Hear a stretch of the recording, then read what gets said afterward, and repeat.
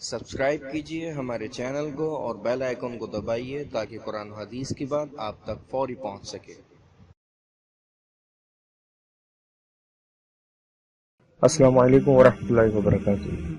ناظرین، ہم میں سے ہر شخص چاہتا ہے کہ وہ ہر قسم کے نقصان سے محفوظ رہے، چاہے وہ جانی ہو یا مالی، اور اس کے لیے ہم بہت کچھ کرتے ہیں، جیسا کہ ایکسرسائز، روٹین چیک اپ اور مختلف قسم کے پرہیز۔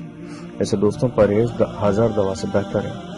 اگر ہم دیکھیں اپنے دین اسلام کی طرف تو اس میں ہر چیز کی رہنمائی ہے، لہٰذا ہر قسم کے نقصان سے بچنے کے لیے جو حدیث وارد ہوئی ہے وہ بہت ہی آسان دعا کے طور پر ہے، اور اس کے راوی آبان بن عثمان ہے، اور حوالہ ابو داؤد، نسائی، ابن ماجہ میں سے ہے، یعنی اس کی صحت پر کوئی شک نہیں۔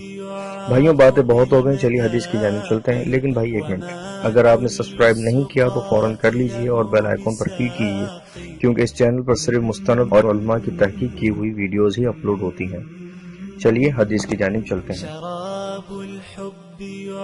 حدیث شریف میں ہے کہ جو شخص صبح شام 3 بار یہ دعا پڑھ لے تو اسے کسی قسم کا نقصان نہیں پہنچے گا۔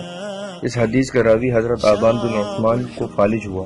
جب آپ نے یہ حدیث روایت کی تو مجلس میں سے ایک شخص نے آپ کو تعجب سے دیکھا، تو آپ نے فرمایا کہ اس حدیث میں کوئی شک نہیں، بس اللہ نے مجھ پر اپنی تقدیر نافذ کرنا تھی، سو جس دن مجھے فالج ہوا اس دن یہ دعا پڑھنا بھول گیا تھا۔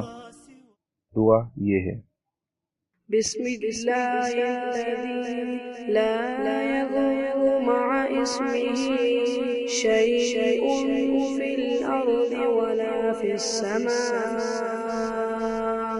وہو السمیع العلیم۔